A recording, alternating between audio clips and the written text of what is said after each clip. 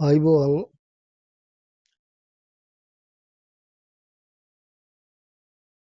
අයිබෝවන් මේ අවස්ථාවේදී මම වීඩියෝක් කිරීමට සූදානම් වෙන්නේ ජීවිතයේ බොහෝ දෑ බලන් සිට සමාජයේ දැනට පවතින සමාජ අවකාශය ඔස්සේ සමාජයට කතා කළ යුතු දෑ අද කතා නොකරන බවට මට හැඟෙන නිසා.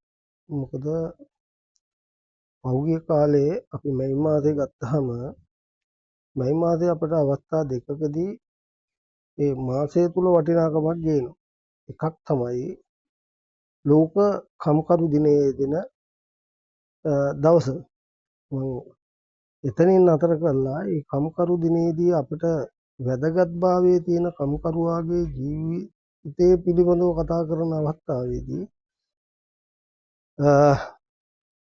එය පූර්ණිකාවක් ලෙස ගත්තහම ඒට සාධාරණයක් එහෙම නැත්නම් ඒ කම්කරුවාට තිබ්බ අයිතීන් පිළිබඳව එහෙම නැත්නම් ඒ කම්කරුවා කියන්නේ කවුද කියන එක පිළිබඳව කම්කරුවාගේ එදා තත්වයයි අද වර්තමාන තත්වයයි පිළිබඳව විග්‍රහ කිරීම කම්කරුවාගේ එදාට වඩා මානසිකත්වය එහෙම නැත්නම් ඔහුගේ ජීවිතයේ ජීවන වෘත්තීන් පිළිබඳව කතා කිරීමෙන් කතා නොකළ නිසාම මට මේ වීඩියෝ එක කරන්න යෙදුමක් විදිහට ආරම්භ කරනවා.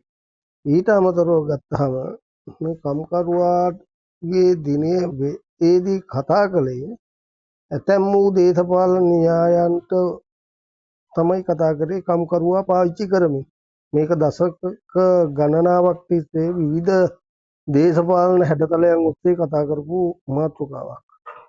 ඒක අපි බලන් හිටියා, ඇහුවා, අපි ඒකට අවනත වුණා. අපි රුද්දක් විදියට ඒ වැරද්ද කරන්න ඉඩ හැරලා බලන් හිටියා. මා දෙවනුව සඳහන් කරන්නේ වෙසක් පෝය ආව පළමුවෙනිදා ඒක අපි කම්කරු දිනය නිමිති කොටගෙන කල් දැම්ම 30 වෙනිදාට. ඊට අමතරව ඒ 30 වෙනිදාට ප්‍රථම අපේ දශක 3කට ආසන්න කාලයක් තිබ්බ බෙදුම්වාදී ශස්ත්‍රවාදයේ පිළිබඳව රටක තිබ්බ යුදමය තත්ත්වයක් හේතුවෙන් රටක කියන්නේ අපේ උතුම් වූ මාතෘ භූමියේ බෙදා වෙන් කර ගැනීමට බෙදුම්වාදී ශස්ත්‍රවාදීන් විසින් ආරම්භ කළ තිබ්බ යුද්ධයට හිමාවි වසර ගණනාවක් සපිරීම නිමිත්තෙන් රණවිරු ඇගයීම ඔවගේ මේ මැයි මාසේ ඉතා වටිනා කාරණා තුනක් තමයි සිද්ධ වුණේ. මේ මැයි මාසය ගැන කතා කරපුවාම මම විශේෂයෙන්ම සඳහන් කළා කාන්තිමත් ශාන්තිනායක තිලෝගුරු අමාමෑණී සම්්‍යක් සම්බුදු ගෞතම බුදුරජාණන් වහන්සේගේ බුදුවීම ඉපදීම බුදුවීම පරිනිර්වාණය සිදු වූ ඒ තෙමගුල සිහිපත් කරමින් ප්‍රතිපත්ති පූජා ආමිස පූජා කරන කාලයක් බෞද්ධයන්ගේ මුදුන් මල්කඩ වූ මේ වෙසක් තෙමගුල ඉතා රාජ්‍ය අනුග්‍රහයෙන් 30 වෙනිදා ඉතා උස්කාර උත්සවයක් ලෙස සමරන්නට යෙදුණා. ඒදීද මේ වර්තමානයේ වෙනකොට ආගමික වශයෙන් යම්කිසි මතවාදයකට තුඩු දී තිබෙන මොහොතක සාමාන්‍යයෙන් අපි දන්නවා මෙතෙක් ඉතිහාසයේ ශ්‍රී ලංකා භූමිතලයේ තුල අපි සිංහල දෙමළ හින්දු මැලේ බර්ග මේ සියලු ජාතීන් සමගියෙන් සමාදානයෙන් කිසිම ආගමික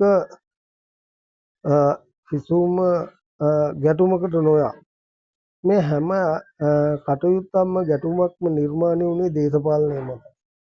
එහෙම නිසා අපි මේ දේශපාලනය නම් වූ මෙවලම නිසාම අපි ඇතැම් අවස්ථාවල අපි අසරණ වූ තැන් තියෙනවා. එහෙම නිසාම මම කියනවා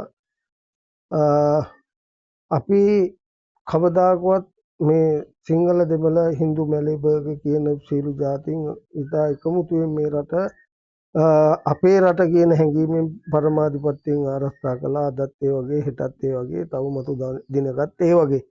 ඉතින් මෙන්න මේ මතවාදී විදිහට වෙනස් කරන දේශපාලන න්‍යායන් මේ ඒ කාලවකවානුවේදී විවිධ විදිහට බලපෑම් කරන ආකාරයක් පේනවා. ඒකින්ද අපේ ආකල්ප සකස් කරගත යුතු කාලයක්. මොකද උදාහරණයක් ගත්තහම දැන්ට පැවතුන ස්වභාවික විපත් වලින් අපිට ගොඩාක් ලංකාවේ දේපොළ වලට එහෙම නැත්නම් අපේම හෙට දිනේ වෙනුවෙන් ආයෝජනය කරන්න තිබෙන සියලු සම්පත් අපිට ගොඩාක් අහිමි වී හමාරයි. එහෙම නිසා සමහර තැන්වලදී අපිට අවශ්‍ය අපි කියමු උදාහරණයක් විදිහට ගත්තොත් ගොවිතැන ගත්තාම ගොවිතැනේ කුඹුරු විනාශ වුණා.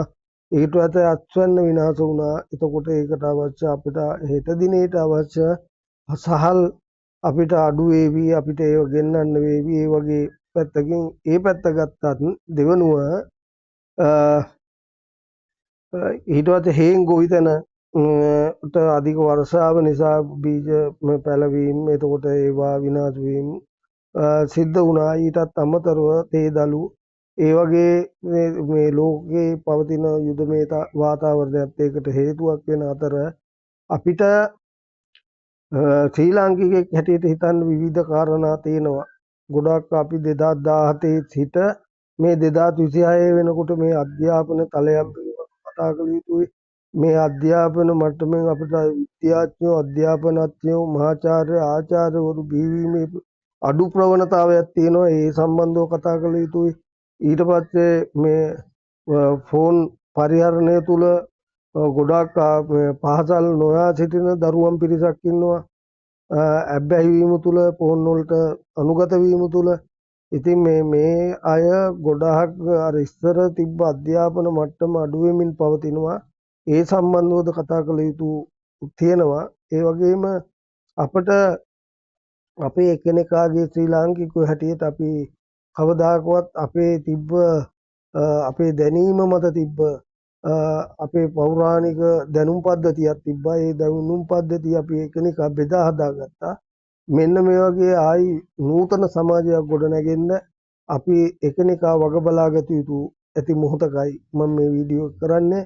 මම මේ සමාජ ක්‍රියාකාරිකයෙක් විදිහට මම මේ සඳහන් කරන්න යෙදුනේ අපේ ඉදිරි අනාගතයේදී අපට විඳින්න තියෙන, එහෙම නැත්නම් අත්දකින්න තියෙන ප්‍රතිඵල මීට වඩා භයානක විය හැකි.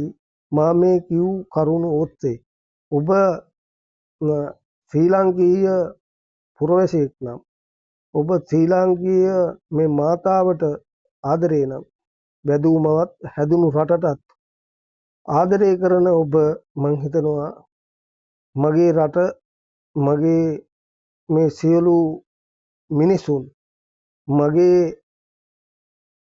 ජීවිතය මෙන් ආරක්ෂා කරන්නට, එහෙම නැත්නම් ඔබේ ජීවිතය මෙන් ආරක්ෂා කරන්නට ඔබම රටට ණය ගැත්තෙක් නොවි රටට වැදදායි පුජ්‍යලෙක්. විශේෂ කරුණක් ආයි මට මගහැරුණු නිසා මම ආයි කියන්නම්.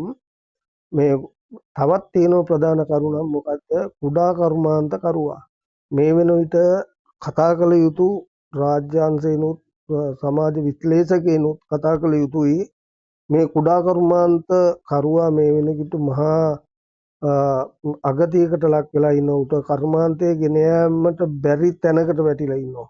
එතකොට මේ කුඩා කර්මාන්ත කරුවා දැන්ට කර්මාන්ත අතහැරමින් සිටින මොහොතක, එහෙම නැත්නම් මේ කුඩා කර්මාන්ත කරුවාට මේ විදුලි බිල සහ මේ තෙල් ගෑස් සම්බන්ධව ප්‍රශ්නාර්ථයක් තියෙනවා එකිනෙකාගේ ඒ තියෙන මේ කැපැසිටි එක ඔස්සේ. මොකද මේ වෙන විට සාමාන්‍ය සුවන් රැකියාවට ආධාර දෙනවා රජෙන්. සුවන් රැකියා කරුවා මේ වෙනකොට කඩාගෙන වැටිලා.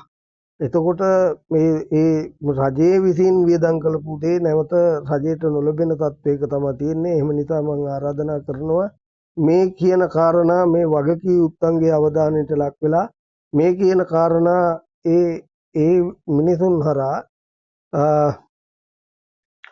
රටට සමාජයට යමක් කරන්න ධෛර්ය ශක්තිය ලැබේවා. ඔබටත් මටත් දියුණු ශ්‍රී ලාංකීය හෙටක් ලැබේවා කියා ප්‍රාර්ථනා කරමින් මා නියැලෙනවා ඔබ සැමට ස්තුතියි.